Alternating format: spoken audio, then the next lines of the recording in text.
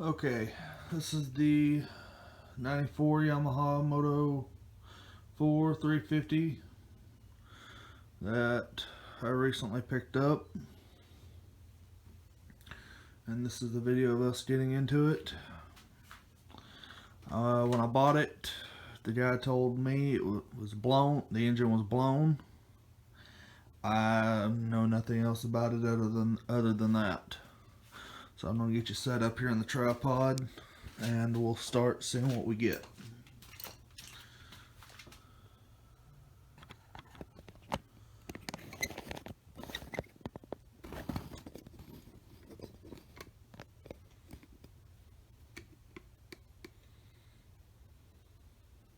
Okay.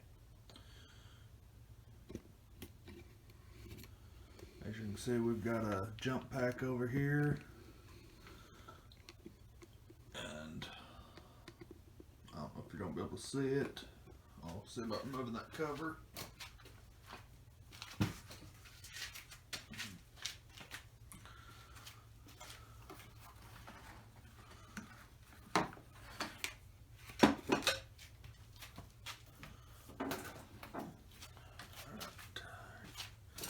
You guys see the... No, you can't. Let's see if I can raise you up high.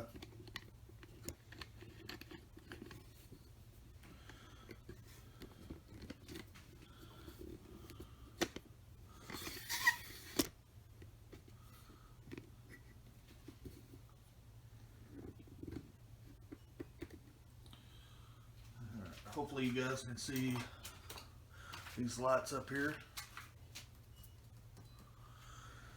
So, turn the key to the on position. Oh. Turn the jump pack on. Jump pack is showing we have 12 volts. Jump pack's a little dead. We get nothing power wise. None of the lights are on. It is in neutral.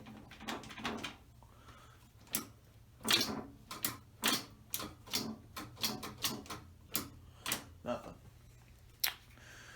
Alright. We'll leave all that set up the way it is. Point you down. I went ahead and took the liberty of taking the rear rack and the rear fenders off. It should be a real straightforward process if you can't figure it out.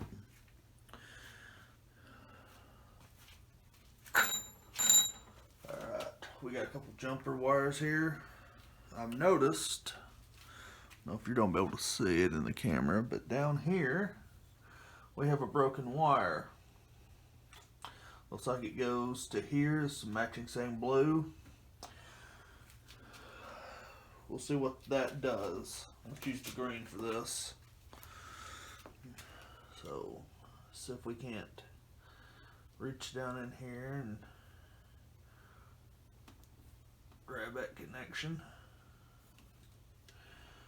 And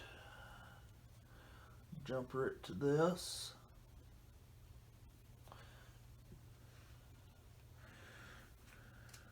And we still have nothing. Alright, we have another broken wire over here. This is a hot. Goes into the wiring harness. On a 225, you have a similar wire that goes to the battery. It powers the electronics, which would power the lights on the console and everything. Let's go ahead and hook this to power. And nope. We got clicking if you can hear it. Oh, lights are coming on. Okay, that's a good deal. We got relays clicking. What should be reverse light, oil light came on for a second, and neutral. I don't know why it says we're in reverse. Interesting.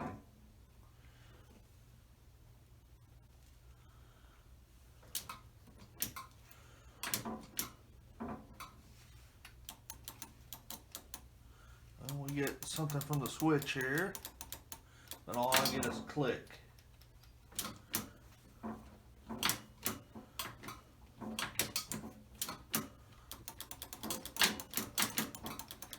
Now we're getting this clicking. Okay. Not sure why the reverse light is saying it's on when it's in high range. But if you pull it all the way back into reverse, everything goes out like it's in gear. I don't know. Let's see.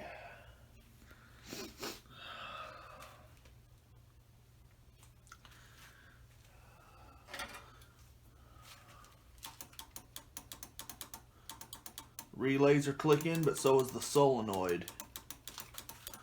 I don't know if you can see. Yeah, it's right down here. I don't know if you guys can see it.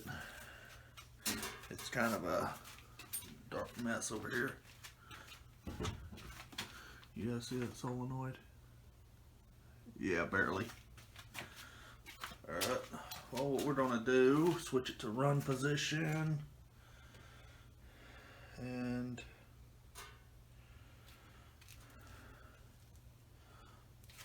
how about we just bump this solenoid here.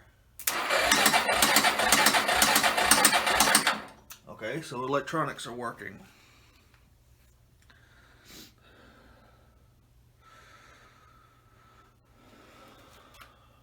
We just have a bad solenoid. Alright.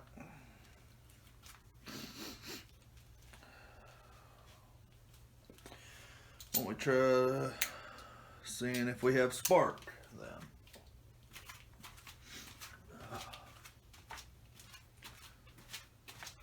We know we've got power.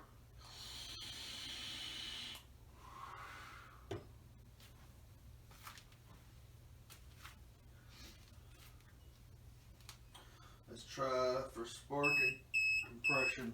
That's the jump pack, ignore that.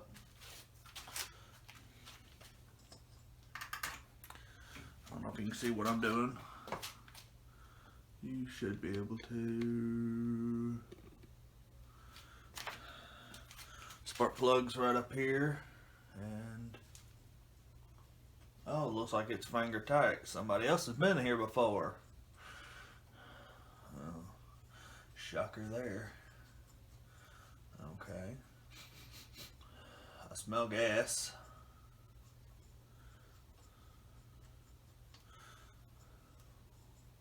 Yeah, it looks like the plastics have been removed. I've got some missing bolts. I don't know if you guys can see this, but that is a oil-filled plug, and there is some gas on it, so looks like we are getting fuel. Oh, plug that in.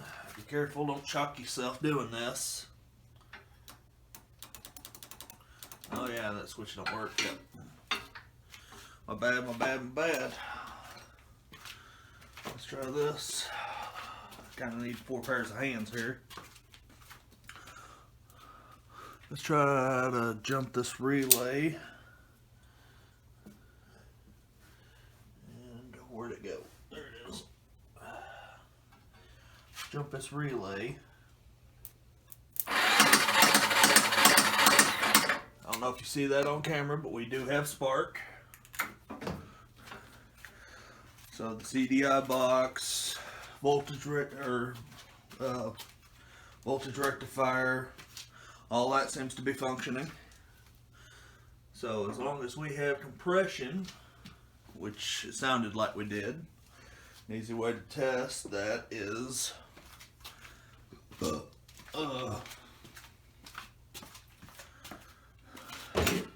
crank it over, put your finger down over the spark plug hole. Yeah, we got some compression. Blew my finger out of the spark plug hole. There's not a lot there, but there's some there. Whether that's enough to run, I don't know. But let's put the spark plug back in its hole. I guess it needs to be overly tight. Just be careful not to cross thread it. Looks like there's enough problems on this bike without doing that.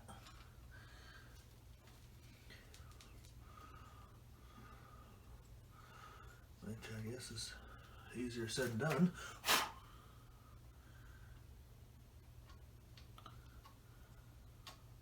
There we go, we got her started. Alright, looks like the fusible link's intact, the wires to it. I mean, this is my first experience with this particular model. I'm more familiar with the 225s and the 250s. But, alright. Let's see what we can get.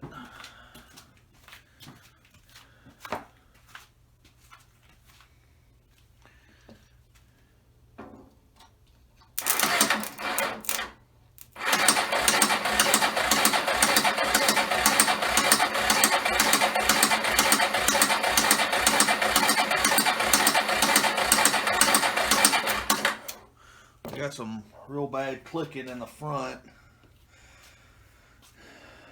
Could be anything from timing chain to piston slap, but low RPM, I severely doubt that. So I'm leaning towards timing chain. I have no clue where my starting fluid is, so we're just gonna give a little spritz of brake clean here. Do not do this, it's very bad for them. Dry out any lubrication in the head and stuff. So don't do what I do. Give it a quick little spray.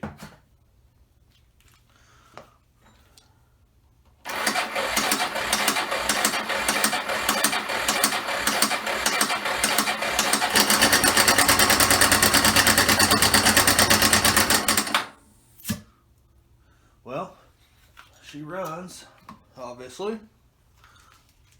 That's nice to know. I'm assuming that's the off position. It was running on its own gas. Because when I just put my hand over that to shut it down, because the switch up here is damaged. None of this seems to work. It's the headlights. So,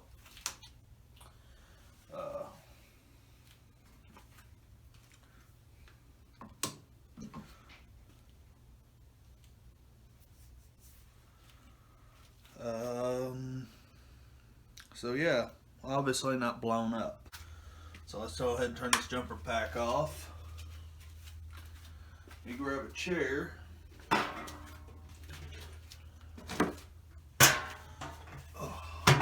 Forgive me guys, I'm fat. I don't like standing and bending over too much. Oh. Alright, you guys see, yeah. This is the inspection cover for the timing chain. What do you say we investigate and see what that noise was? Let's see. I believe these bolts are the Allen style CRV 3/16. Yeah, it looks to be her. Let's go ahead and pop these bolts out.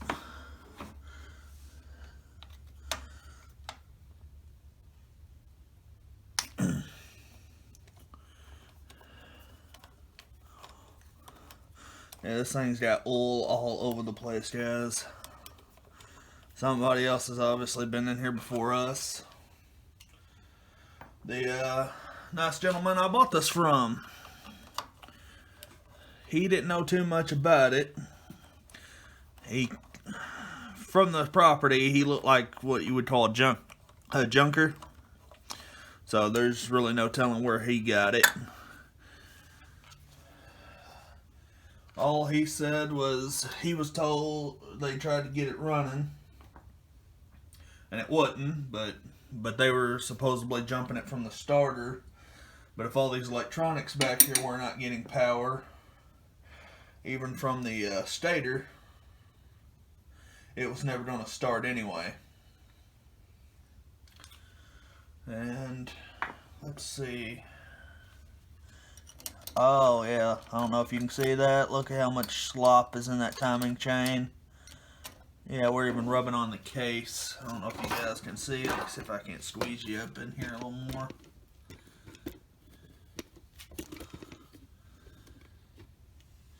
Yeah, you guys really can't see.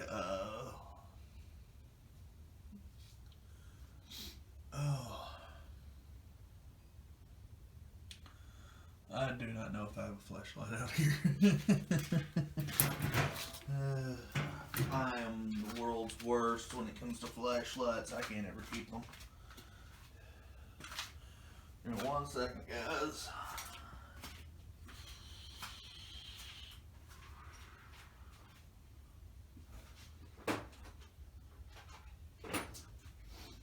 Small flashlight looks like a no, but this is always on the shelf.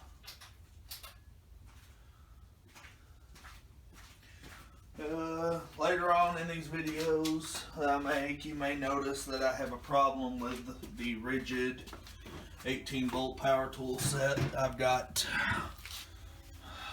everything from woodworking to lights. Uses the 18-volt battery. There. That should put a little illumination on the subject here. Yeah, if I can find a good place to set it here where you guys can. Alright, sorry about that. Apparently I ran out of space. But anyway, I don't know if you should be able to see it. I see it in the camera. But right there, that nice shiny spot, that is where this chain, which is extremely loose, has been rubbing.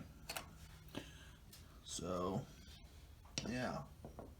That's obviously going to be a timing issue. Looks like we're on top dead center, and yeah, look at all that play. That looks like we've got to the timing mark anywhere from roughly a tooth and a half to maybe 2 teeth of play. It's not good. It's not good. Alright, here we go. Let's see if it's the chain that is just beyond believable wore out. But, see if you can see this here. This is cam chain tensioner. We're going to go ahead and see about pulling that.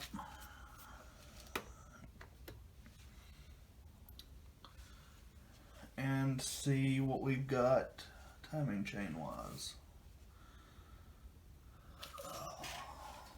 Right back, go find some tools here. Off the top of my head, I cannot remember what those bolts are. So we'll go with out of the basics, 10, 9, 10 and a 9. Takes 12 with us. Let's see what we get.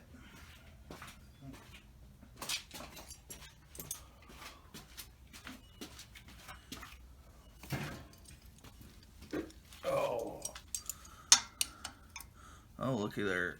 Let's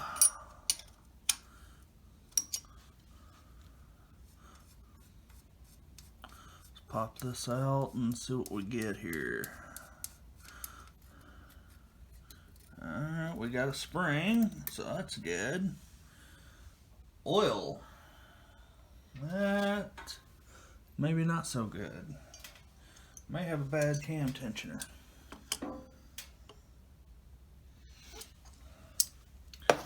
We'll see.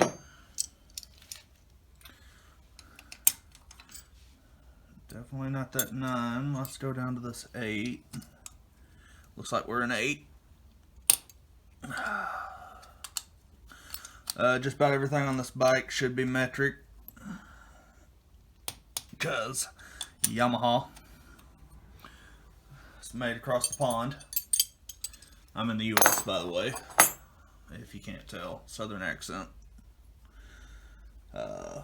I have worked on Kawasaki, Yamaha, Honda, not my favorite, but I am very partial to Kawasaki and Yamaha. I currently personal own 3 Yamahas. One is a 87 Yamaha Moto 4 225, well originally, but it's got the big bore cylinder kit.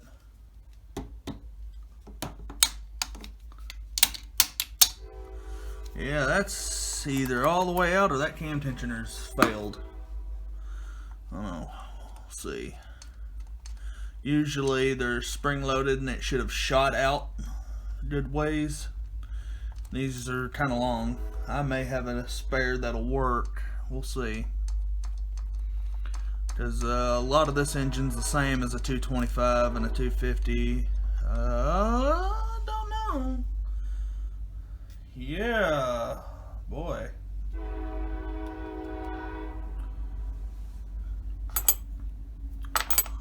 That's pretty far extended.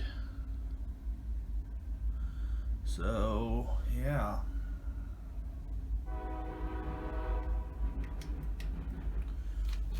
Oh, let me see if I can't find a small screwdriver, guys.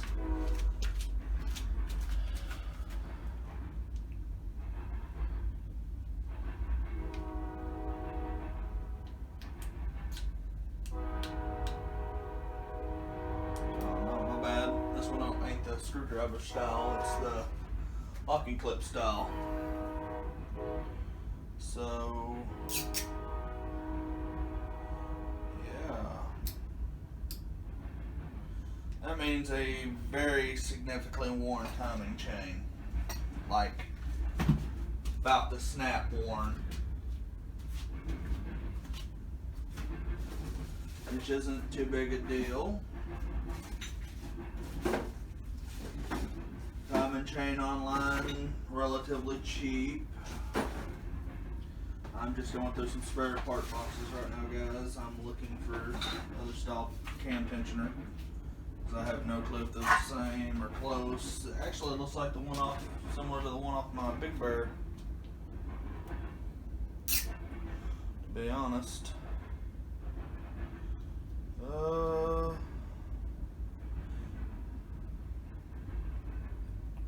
This one happens to be a little longer.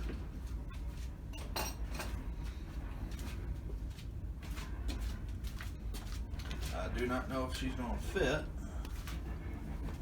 This is off of 250. Yeah, it doesn't look like it. It's got a keyboard or a keyed bore, opposed to a round bore like a 225, which that's fine. See if we can't stick this rod in here and find the back of that cam tensioner guide. Yeah, right there's the guide. Yeah, I'm putting pressure on it. So, yeah. That appears to be what we have, fellers. A severely worn timing chain. Cam tensioner seems to be functioning. These are automatic cam tensioners, so yeah, is what it is. Which I think somebody's had it off because I don't see no gasket. There should be a gasket here. Nope, there is. It's just on there real well. So if I put that back, yeah, it ain't even touching the back of the cam chain no more. It's probably the original cam chain. So yeah, I'll see about getting that ordered, and apparently I am overflowing. That's wonderful. To explain why I keep smelling gas. I'm not too familiar with these carbs either. It's still Mikuni, just significantly bigger than what I'm used to. I know the Big Bear 400's carburetor's quite big, but it's a different style. But we'll dive into that a little later. Let's get these bolts back in here. There's not much we're going to be able to do with that without parts, unfortunately. It'll take about a week for the cam chain to get in. I'm not going to break the bank on a cam chain because, like I said, I have no clue on much more on this bike.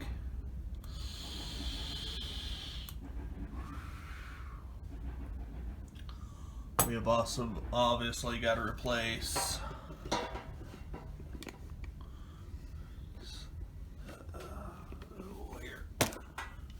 sorry about that, guys. We've obviously got to replace this. It's marked up on the top. The switch don't seem to do anything. The kill switch. It should be the same as a 225 and 250. If not, I'll have to see about ordering one, but like I said, some of these parts I may have, some of them not. A lot of these bikes, well, the 250s, 350s, a lot of things are similar. The frame is obviously different.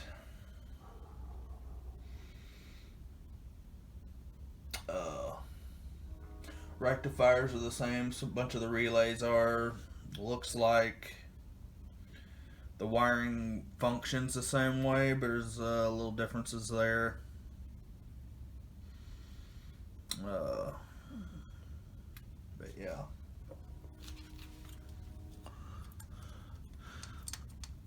Oh. Seat and gas tank, the way the mount is a little different, but this top plastic up here is the same. Handlebars. Front and rear brakes are all on one lever, which is an interesting setup. I do not quite know how that is going to function, but there doesn't seem to be any brakes on this bike, period, front or rear, so that's about typical. But from my estimated assessments so far, I know it needs a timing chain. It runs. It doesn't run well. It smokes. There's oil foul on the plug, which is reasonably sure it's burning oil, and has been for a very long time.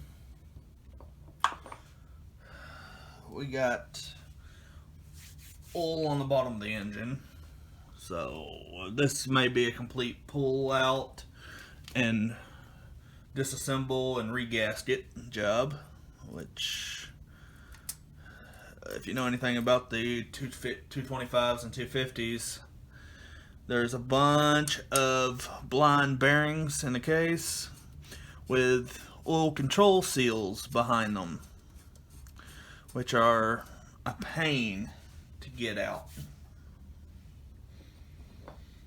I'm not sure on this engine if it's going to be the same, but I would assume so, because Yamaha.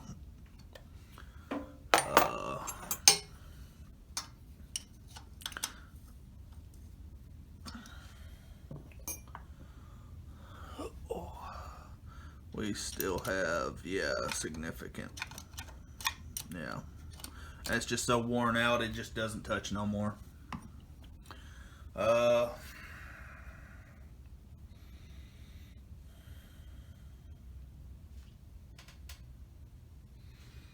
Down lower.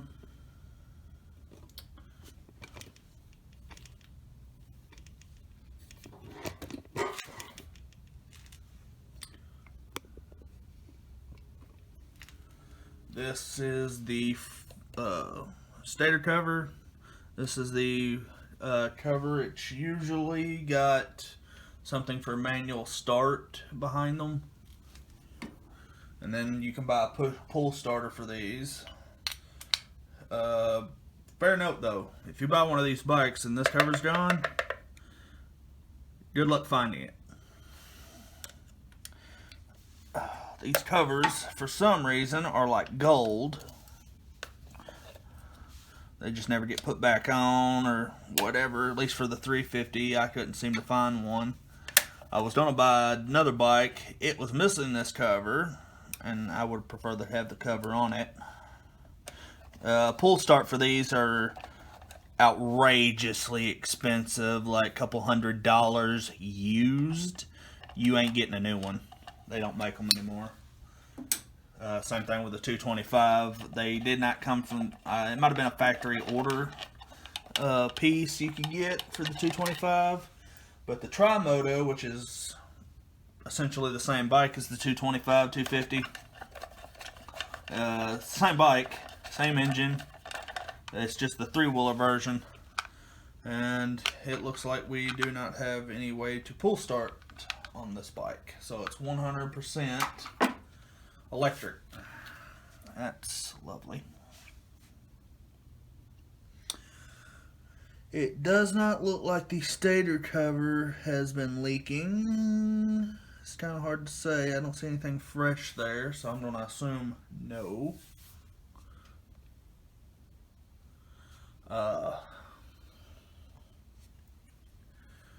So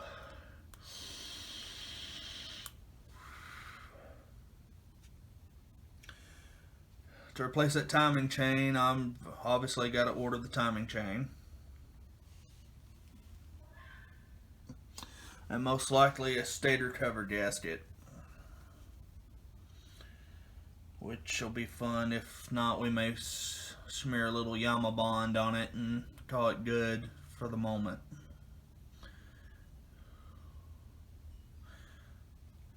We're not exactly doing full rebuild at this point. We're attempting to see what is wrong, what is missing, will it run, is there catastrophic failure? Because jug and piston rings, with piston, it comes in a kit. You can pick up for like $7,500 online. Even the cheap Chinese kits are fine. I've run them on multiple ones. You just got to make sure you file the rings within spec. A timing chain, like I said, you can blow your wad and buy $40, $50, $60 timing chain, or you can just buy a cheapo, like 10, 15 bucks. I wouldn't necessarily, if you're going to do a full rebuild, I would not go with a cheap $10 timing chain, but that is what I intend on ordering for this temporarily, because I would prefer this one not to snap before we run it any much longer. I would prefer this not to snap and cause any more damage than what's already there.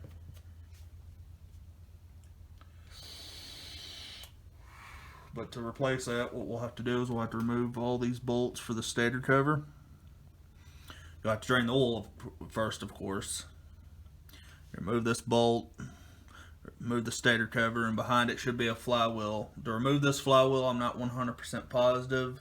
You either got to have a specialty tool, or it's like the 225s, where the flywheel, you just put some like old head bolts or long enough bolts that thread in there. They'll be like M6s, M8s, something like that. And you use like a steering wheel puller for like a car, and it just pops off. You have to remove that, the stator, which the stator will go with the cover, to access the lower part of the timing chain back down here. And you'll have to remove this when you do it, and then you kind of just take this bolt out, slide it out. Then to reinstall, you make sure that the top, see how we got movement right there? That means there is no pressure on the exhaust, no pressure on the intake. Means the head is set for top dead center. You remove this cover and you'll see on the flywheel a line with a T for top dead center. You make sure of that, and there's a line up here. It matches with a notch on the top of the case. You make sure it's lined up, and then you reinstall the chain. Make sure your timing marks are all lined up. Then you install the tensioner, but I'll make a separate video on doing that.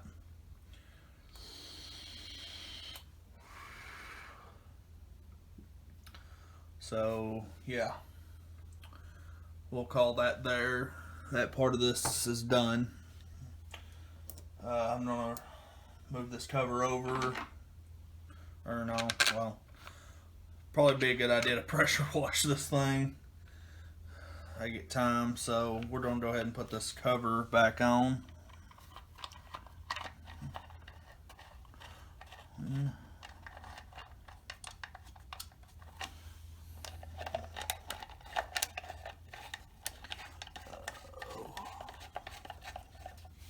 We may go ahead and replace some of this damaged wiring. I don't know if you guys would be interested in watching that or not. I'm alright with wiring. It's like with everything, I just find it a little boring and tedious.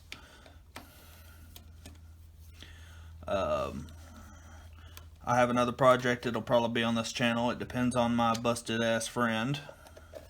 But he's got a truck that has been, let's just say, country rigged a lot. And the wiring harness has been cut into in a bunch of different places, like for the headlights. One side on the driver's side on the B pillar behind it where the wiring harness goes through. It's been cut into. It's a mess. If you guys are interested in wiring related stuff,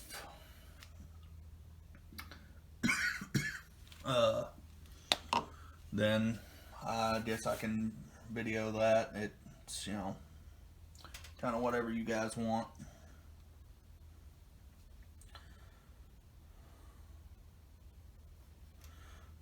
Alright, we'll go ahead and remove this jumper wire. I guess we'll talk a little bit about what's going on back here.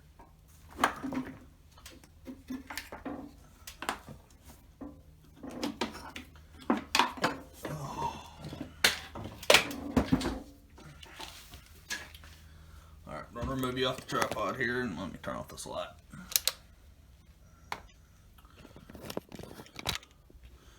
Alright, what we got going on back here, here's the battery box. As you can see, it is seen better days.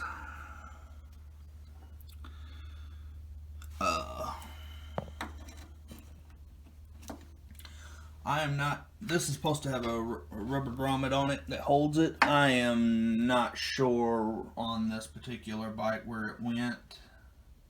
If I had to guess though, see that little tang right there? It slit, there should have been a second one, like right here, which it may have not, or it was over here, but it's so rusted I can't really tell you. They are gone, for starters.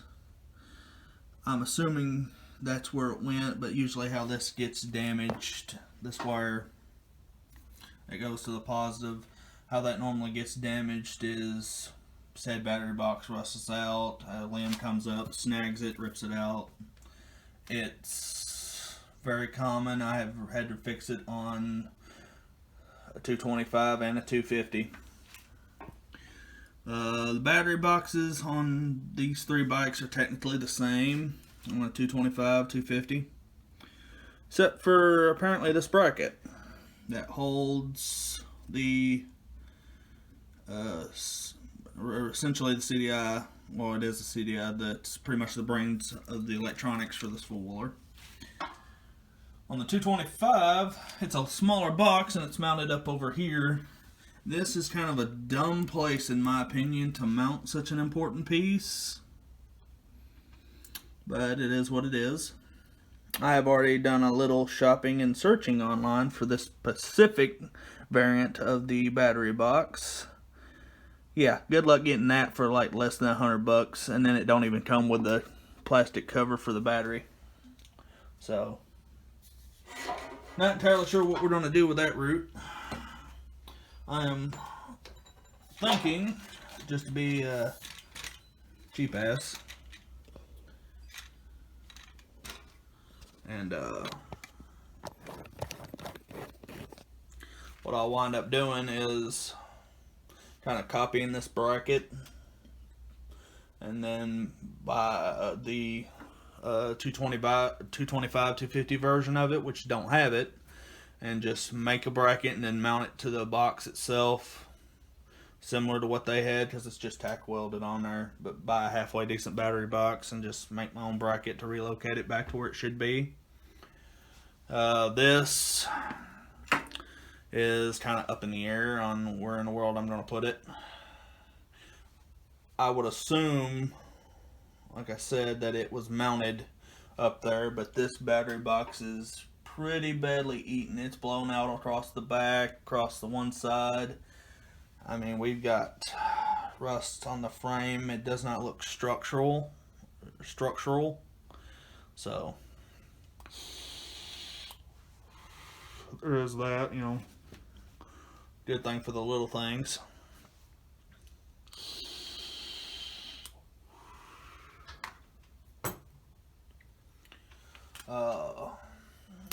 These bolts, I don't think I'm ever getting those out. So I gotta be, when I do, I gotta be very careful.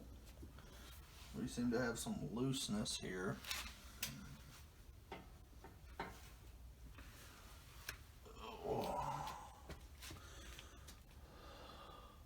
But we are set to have some rain. I'm like, this is like 3 o'clock in the morning, guys. We are set to have some rain today.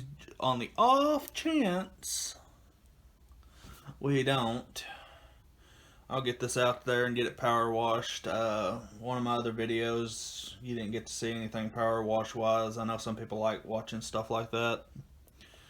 There wasn't nothing. I didn't have a tripod at the time, so it was kind of hard to power wash something and hold a camera, and yeah. But I got the tripod thing figured out, and we'll go from there.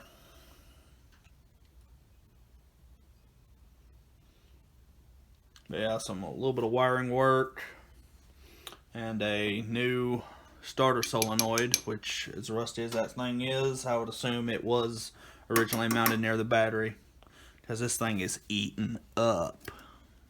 And the only thing I know it's going to do, that's battery acid. That's what destroyed that box. Because the original replacement battery for these are acid batteries, you know, with the little caps on the top. You can refill all that. I don't like running them because of said problem. You hit bumps and stuff, one of them caps loose, you get battery acid everywhere, and then it goes to eating through the frame, eats the battery box, which is hard enough to get now.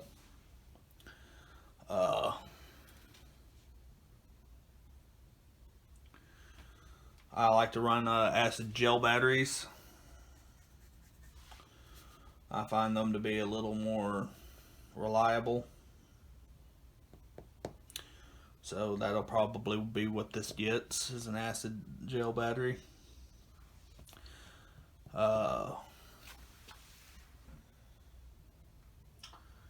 It technically needs a breather box, which the breather box looks sort of similar to the 225, but they are different. I got them sitting over here. They apparently lost the gasket at some point and decided to put this in it, which I guess is okay.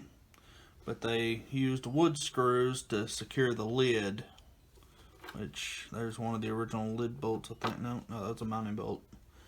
But the lid is pretty much garbage. Yeah, if I can find it.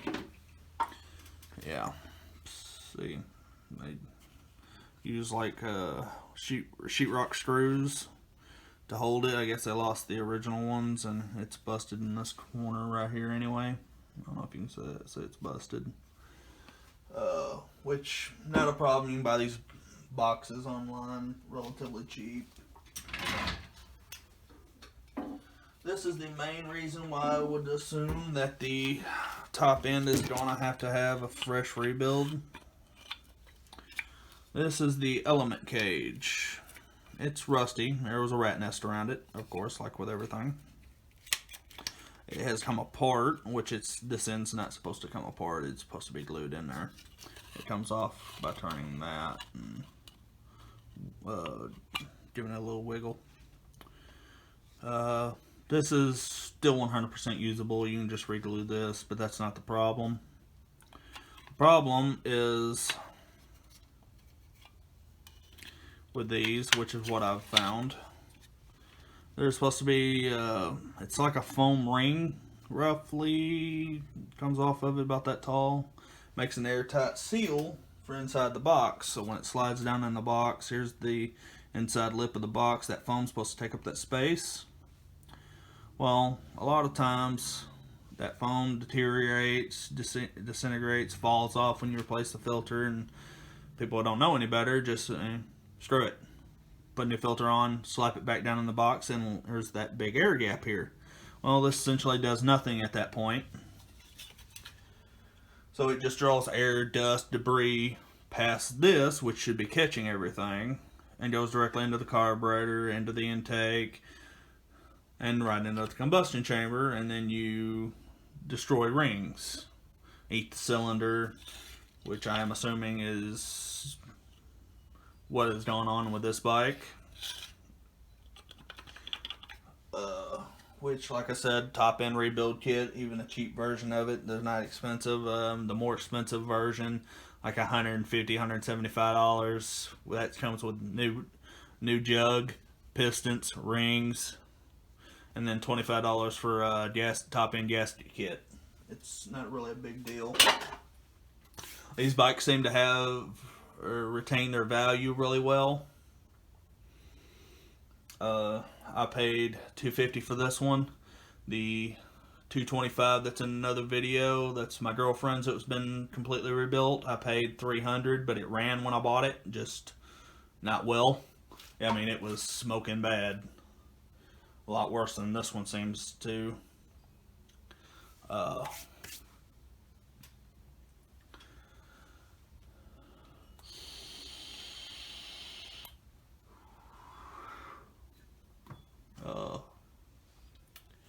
Handlebars are either not sitting where they're supposed to be or they're bent, which again is not a big deal.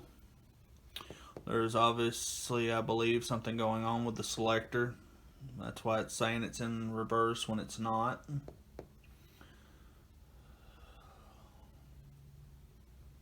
These are just things I've noticed here. There's something going on with the front end. I don't know if the shocks are blowed, the front tires are just too big, but if you turn to a full lock on either way, the tires are rubbing on something. I'm assuming it's the frame. I'm not entirely sure what size is supposed to be on this particular model bike. The 225s are 22 by 8 by 10, I believe, and then the back are like 22 by 10 by 12s, I believe. The tires seem to all hold air. I mean, they're good tires. They still got some life in them. I'm not familiar with the brand. I mean, they're not tires I would have personally chose to put on, but they are what they are. Tires are not cheap, which, as most of you probably have already realized, the way things are going, nothing's cheap anymore. And it ain't getting no better. I don't like what they've done here. I just had this issue with another bike. When they replace the hot cable, these are usually too big, and they wind up grounding out because the clearances for where this mounts, like if it was up here, it might ground out against the case, blow a battery. I almost did that on another bike.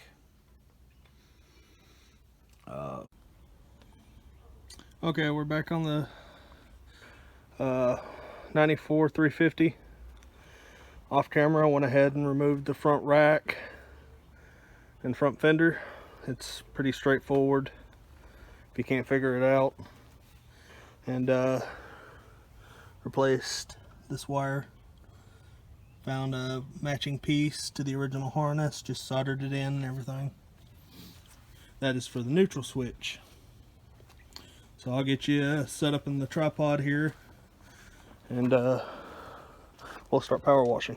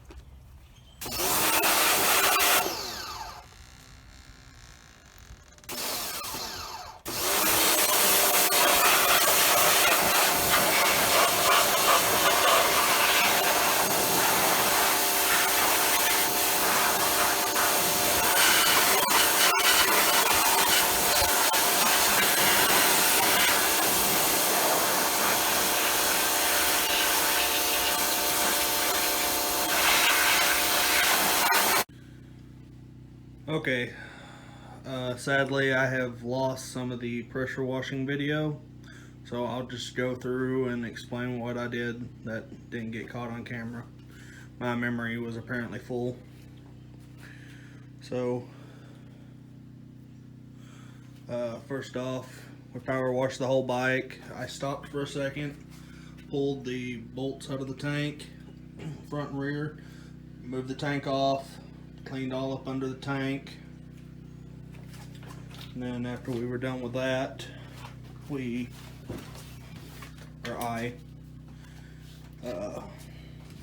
decided to go ahead and pull the rusted old battery box out. It was this screw, one here and one here. They will not be going back in it. They are badly eat up. And then there was pretty good corrosion and rust damage all up through here. I wire wheeled it, put some rust converter on it, and then slapped a little paint on it, keep it from going any further. That's pretty much the worst rust on the bike, other than like these. After that, before the shifter here, you could grab it and go from high, low, and reverse. It wasn't locking like it was supposed to. I took this off, took the whole thing from here off, slid off it. Now you have to push in the button. Before, it didn't work. Now it locks into every gear it's supposed to. It turned out that the pin that slides in and out here, that this button controls, was seized in the shaft. Got it knocked out, cleaned up, dipped it in some rust neutralizer, softened up the rust, cleaned off the rust, wire wheeled it really good, greased it up, put it all back together, and works as is. The other part of it is this cable is for the foot brake on the other side. You push in the foot brake, then you push this, and it allows you to shift. Without pushing in the foot brake, even though you push in this, it's supposed to not be able to be moved from selection, from high, low. It's to ensure that you use the brake before you go to switching gears. That cable, however, is junk. I attempted to start freeing it, but right there, it was rusty. I went to pulling on it and it just snapped. So that cable is junk. It was missing the spring. They've got some wire at some point trying to hold it up there, but that is not going to be an immediate thing to replace, because that cable happens to be like $100, which is incredibly stupid.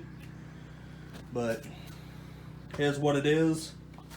Let me see if I can find. Oh, here it is. We were talking about, we didn't know where that starter solenoid originally went. I did a little research. It's supposed to be two tangs right here, which this is all pretty much blowed out and gone. You can kind of see remnants of something that was tack welded here. But that is where the solenoid grommet would have hooked onto. And then you've got this bracket up here, which would have connected up to over here. It's a little thing. It's not going to be hard to fabricate and put on a 225 battery box. I just got to make sure I buy a box that has the two tangs here for the grommet for the starter solenoid. And with that, y'all are pretty much up to speed. I'm going to cut this video off. I'm still working with editing and everything. This is all a little new to me. But thanks for watching.